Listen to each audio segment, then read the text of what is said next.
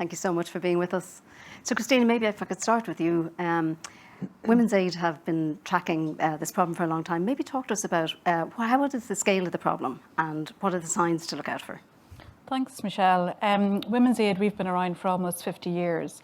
And our key mission is to create an Ireland where there's a zero tolerance of all forms of violence against women, including domestic violence. So we do that through the provision of frontline services, but critically also through advocacy and public awareness, which is equally important to us.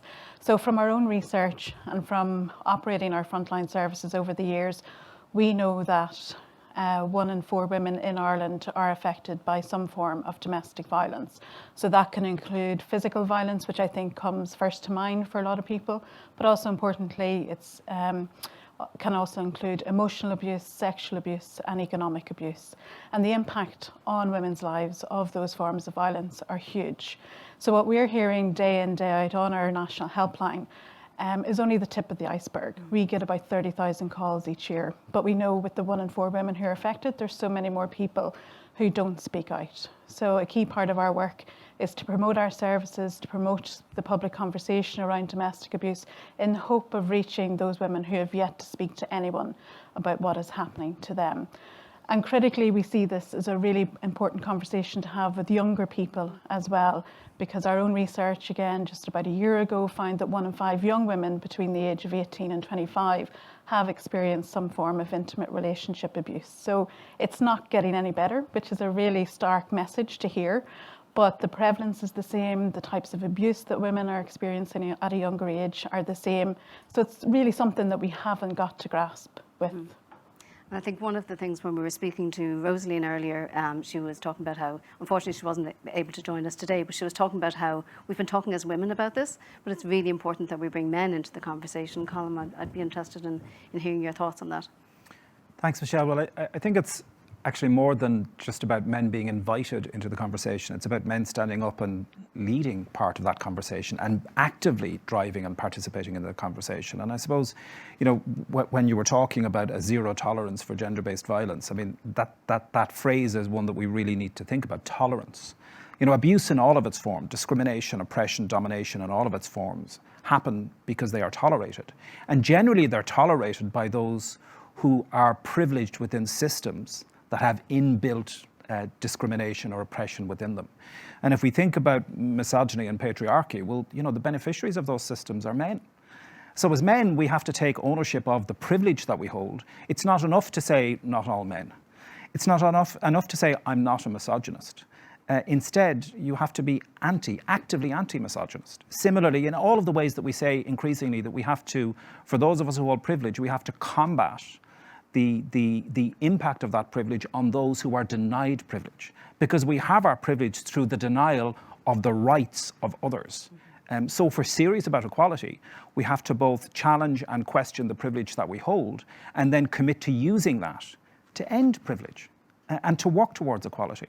So men need to become aggressively anti-misogynist as opposed to aggressively defensive around misogynism. It's not enough to say not all men, because not all men hold privilege. Or sorry, all men hold privilege, should I say. So all men need to be part of challenging that privilege. And, you know, we talk about the importance of men calling out misogyny when they see it. Of course we should. Of course we must. But we have to recognize as well that if we're silent in the face of misogyny, and we experience it every day, women tell us about their experience of misogyny, but as men, we perpetrate, perpetuate, and observe misogyny every day. So it's not enough to wait until it's called to your attention. I think as men, we have to have our eyes focused and our ears sharpened on misogyny and name it and call it out, not when we are required to, or forced to, or asked to, not as a favor, not as some demonstration of, you know, our own enlightenment, but because we recognize that we have that responsibility. And I think, you know, we've all been in situations where we see or hear something that just isn't comfortable or doesn't feel right, but it can be hard to speak out. I mean, Cara, I'm interested in your thoughts on why that is.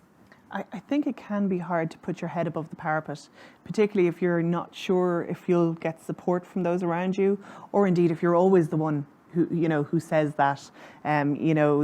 People are very quick to point back and say, it's just a bit of banter, and you're suddenly seen as the problem, the one who just doesn't get it, doesn't know how to discern between a bit of harmless fun versus actual harmful behaviour.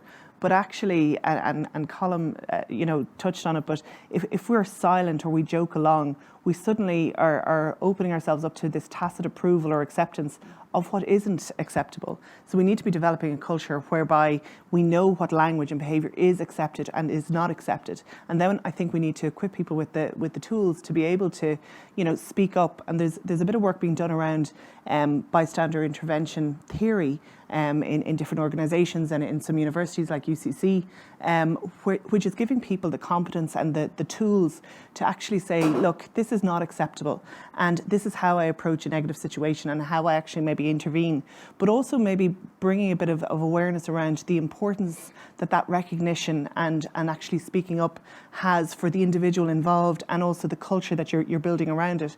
Because I think we need to be very clear about where in our society we accept or don't accept, and back to Colin's point, to very clearly call it out, as opposed to just, I wouldn't personally say that or do that. That's fine, but we need to go further. But to do that, we need to make sure that we have that. And if we've got this culture then where we know what is and isn't accepted, then the assumption is that we will intervene. And in fact, if we don't intervene, that's when questions are asked, rather than currently the flip of that. So it's putting more of that shared responsibility. We all carry and hold prejudices. Let's normalise conversations around prejudice that allow us to own them, to question and challenge ourselves, and then to see about how we move forward from there. And I think that's really an important point, Colm, because it's about taking it as serious as it needs to be. And I think if we even think about 20 years ago and how much we may have come on around the whole issue of racism and other biases, but there's still something fundamental that we don't want to touch and address when it comes to misogyny. And we're talking about something that affects 50% of the population here. So I think it really is, it feels like it is a moment in time where there is a spotlight on it. This dreadful thing has happened a few weeks ago. We are coming out of the pandemic, which really concentrated minds on, okay, we're all being told to go home, stay safe from COVID. But for so many people in Ireland, home is not a safe place. And coming out to work, going to school, having your life outside the home is a respite for victims of domestic violence. So that went completely during the pandemic. And I think just something has hopefully, and we have to be hopeful around these things, has switched, and the conversation does feel that it is getting the level of seriousness that it needs. In how we have those conversations as well, though, I suppose a further plea that I would make is that we also have an eye and an ear to the many levels of discrimination and oppression that many people might face. So when we talk about misogyny, let's also talk about that through the lens of anti-racism, of challenging ableism, of challenging homophobia and transphobia. Like, let's not forget that for many women, they will also experience multiple forms of discrimination that are further exacerbated by misogyny. And that's a really critical, important part of the conversation as well. And I think it's really important too, Michelle and Colm, to really bring in the women who are affected by this into our thoughts and into the conversations, because they're not passive in this situation. Women know what needs to be done in their own individual situations, and then when they get beyond that dangerous place, they will know, being able to look back and help to shift our thinking, to help shape our systems that will help further victims down the line. So I think it's really important to bring them into the conversation here today. And also then, when we were talking about intervening, calling out behaviour, and the bystander question, I think placing the woman's safety in any situation is really key in that. So we're not looking for people to be heroes. We're not looking for them to step into a situation. It's really about creating safe places, supportive conversations where somebody might be able to disclose to you in a kind of trusted way what is happening to them, and that people are also then supported to know the right thing to say, because it's one of the most terrifying things that people have, saying the wrong thing, making the situation worse. So that's why campaigns, again, like To Into You, we've got great resources on our website, which really helps people step into that mind frame of, okay, if somebody does, or if I suspect something is happening, how do I have that conversation? How do I open up the question? is everything okay? And then if somebody does reveal something horrific that's happening to them, how best do I support them? You know, so, and Women's Aid, that's one of our key, I suppose, objectives that we want to get out of this campaign, is that we're empowering not only the woman, but also the people and the society and the workplaces around them. And the education piece is so key in what you're all saying. And we were speaking earlier about, you know, can we raise boys to be different? Yeah, and actually maybe we need to start talking about not raising boys to be different, you know, because I think that's part of the problem. We raise men to be exceptional in some form. And again, we get back to those conversations about privilege. Men are meant to be, if you think about the values that are ascribed to men, they have a particular flavour to them, and they're heroic, or they're strong, or they're strident, or they're, you know, tenacious, and all of these different things. And then if you apply those values to women who manifest those human qualities, they're seen in very, very different ways. So maybe we need to stop raising boys to be different. We need to raise boys and girls to be the same, or we need to raise our children just to be them, whatever their gender, however they manifest in the world, whatever their gender becomes, however they choose to live their lives. We need to stop focusing in on difference and start focusing in on the simple humanity of each person, and approach it from that perspective. Because these boxes are the poisonous piece. I mean, misogyny has its foundation in how we dictate gender roles from a very, very early stage. So yeah, let's stop raising boys to be different. I think that's actually really interesting, because I do think it is a difficult time for boys and young men at the moment to find their path. You know, they hear about gender equality and gender balance, and, you know, we need more women on boards. Well, what does that mean for me then, as my career as a young man coming up maybe, and equally my role as, you know, where do I find my way? So I think maybe not putting people in boxes could be a very good way of starting. And that's exciting for men as well. It means that we can be whatever we want to be. Yeah. Right? Yeah. But then we take the judgment out of that, right? So if as a man I want to be a homemaker and a caregiver, why should that be exceptional or have no value, right? Or be, you know, so as I said, you know, misogyny puts everybody in boxes. Now, the victims of misogyny are women, let's be clear about that. There are hugely negative impacts for men as well about having to grow up and live within systems of misogyny. But yeah, I mean, let's create a world where anybody can be what they want to be, whatever that means. And Cara, from a workplace point of view, how does that play into workplace policy and procedure?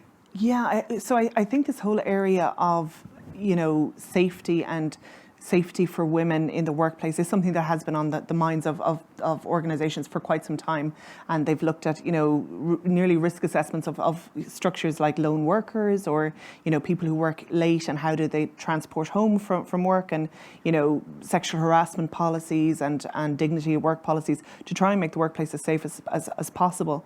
But I do think the workplace is only one actor in all of this, and it is going to require a whole of society approach if we're serious about making a cultural change that says this isn't acceptable. You know, that you know, acts of sexism aren't benign. They actually feed into a culture that self-perpetuates then into something that is somehow accepting of gender-based violence and everything that goes with it.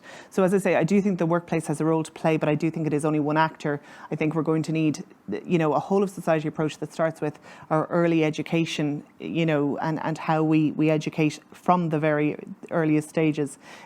Sex education in our schools, talking about consent, respect and appropriate relationships, how we talk to and about women in Ireland, how we talk about men, women and gender.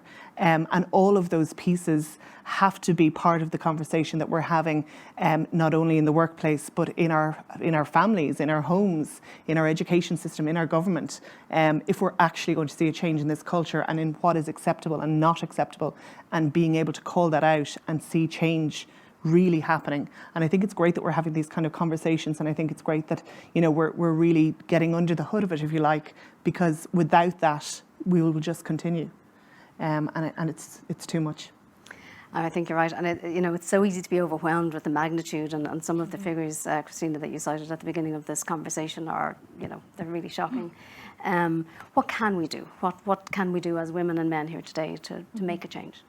I think that's a big question, and I think that conversations like this is so important. I think it's a big challenge, and it's probably the challenge of our time, and I think that we need to to, as individuals, make it an issue in our everyday lives, that we educate ourselves, we support campaigns, we look out and look after our friends, we think about our families and how we might look at these issues that come up. And I think the statistic that always stays with me in our recent research is that for that 1 in 5 young women who are experiencing the abuse, over half had started to experience it before they were the age of 18. So it's really, really critical that we start to change things and start to change things from a really early stage. And those types of things that you talked about, Cara, the education programs in schools, it's so important to talk about equality, respect, and that will bring about change. But I think it's a big job, but I think that we can start doing that as individuals, we can start doing it as workplaces, we can also support organisations that are on the front line working with victims at the moment. Thank you so much. I'm conscious that's all we have time for today, but a huge thanks to our panellists, to Cara, to Colm and Christina. Thank you so much.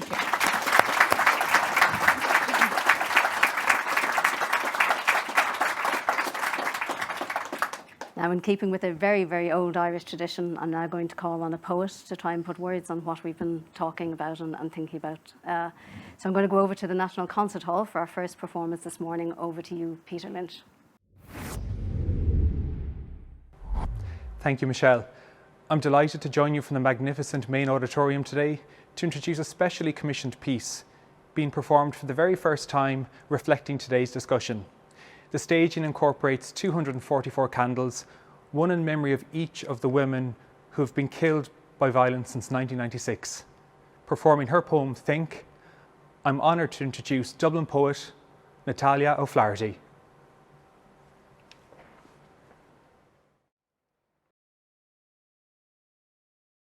Every morning I take myself through a short stretch of park.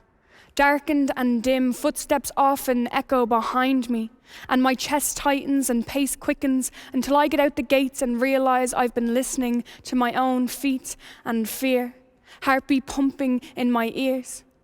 And I thank God it's not some stranger, stepping in to hurt or harm or steer me clear of my way. And on the mornings my shadow doesn't even show, and the leaves sit still in the trees, and there's nothing to startle or steer my thoughts to fear. I think about maybe taking a longer way next time, and sometimes I do. I think about the keys splayed between my knuckles and the way I would run if I had to. I think about the safety alarm my friend bought online, and my one that will soon arrive. I think about how loud I could scream, and whom I hear, and if it would make a difference. I think about blame and personal responsibility and what they would say if anything were to happen to me. Would I be innocent in my fate? Or should I have known better, tried harder, been quicker out the gate? I think about the women and girls who think like me. I think about the conversations we share and the plans we'd make if we were free from threat and danger, if we could trust in the kindness of strangers, if we could live in the world instead of just in the daylight. Then I think about the women and girls who thought like me, the women and girls who lost, whose keys didn't cut deep or whose echoed steps weren't alone on the street. I think of the women and girls who didn't even see it coming, who did everything right, or the ones who walked alone at night in defiance of the drills and the rules and the way we've been taught to use our bodies and lives to shield ourselves from violence. I think about the women and girls who lost, who are lost, who we've lost. I think about the way they'll be remembered and how shallow that can feel compared to the lives they should have, could have had. I think of the memorials and the silent vigils, and how none of it can hold a candle to the light and love and life of the women and girls taken from us by those who had no right. And I wonder if we can ever find relief in thoughts. And I doubt it. So instead I'll try to talk, to use my voice, to raise the issue, share my fears with others, and not just with the women and girls who already know, who are well aware. Instead I'll try and share and speak to those who shy away from the struggles we face every day, from the men who truly have the say in change, It's not all men, but it's on all men to educate their sons instead of protect their daughters. The responsibility doesn't lie with me or women or girls, it lies with everyone collectively talking and thinking, facing the reality of what it means to be womanly, vulnerable, targeted. I can only do so much. But together we can shift the narrative away from God love her, God bless her, God rest her.